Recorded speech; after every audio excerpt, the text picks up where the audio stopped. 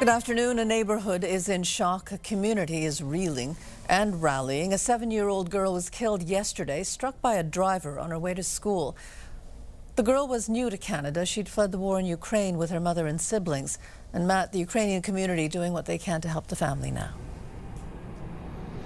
Yeah, that's right, Matsumi. And once again, the Ukrainian community is rallying behind a family torn apart by tragedy. This time, though, the tragedy happened here in Montreal. We're learning that the 7-year-old girl killed yesterday in a hit and run, as you say, on her way to school, moved to Canada with her family just 2 months ago. Her father remains in Ukraine fighting on the front lines against the Russian occupation of that country. This morning, the Ukrainian community is in disbelief. The church is providing the mother and 2 older siblings with support, and the community has set up a GoFundMe page to help the mother get through this extremely difficult time. Michael Schweck is with the Ukrainian Canadian Congress.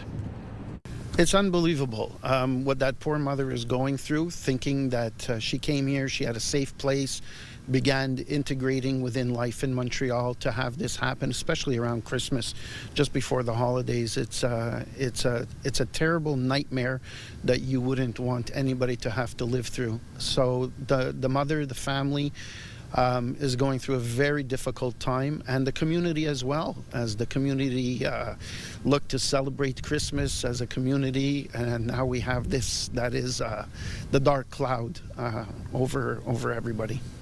It's a very tough time.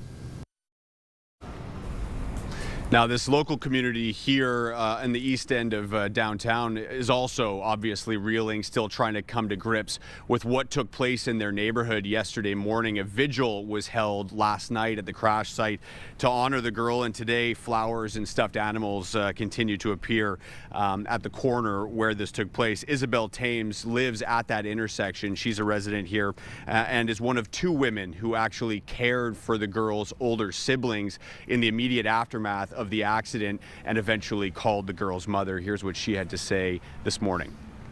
The sister was really shocked also. She was saying like the car came really fast.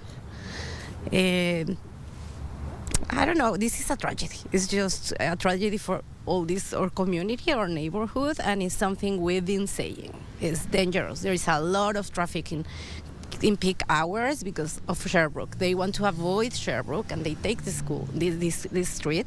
But the thing is, it's a school street. There is a school. All kids are walking here. Then it's sad that a tragedy had to happen to see that there is danger here. Now, you heard the emotions, but also the frustration in her voice there. That's something that was repeated by a lot of people who we spoke to this morning, that this area, the people come through here too quickly, and that it's gotten worse since the closure of the La Fontaine Tunnel, with drivers being redirected over the Jacques Cartier Bridge and through this area. So it's something that they want fixed, they want changed. The driver who eventually turned himself in to police yesterday, he's facing a charge of failure to stop at the scene of an accident involving a death. Mitsumi. Thanks very much, Matt.